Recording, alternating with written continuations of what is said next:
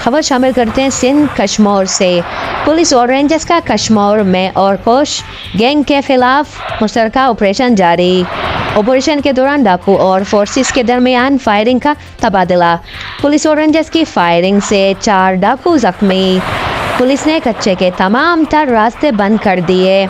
Police ने नाकाबंदी करके सर्च ऑपरेशन शुरू कर दिया। पुलिस में बख्तरबंद गाड़ियों, जदीद मशीनरी समेत पुलिस और रेंजर्स की भारी नफरी हिस्सा ले रही हैं। ऑपरेशन के दौरान डाकुओं के ठिकानों और मोर्चों का आग लगाकर मसमार कर दिया गया।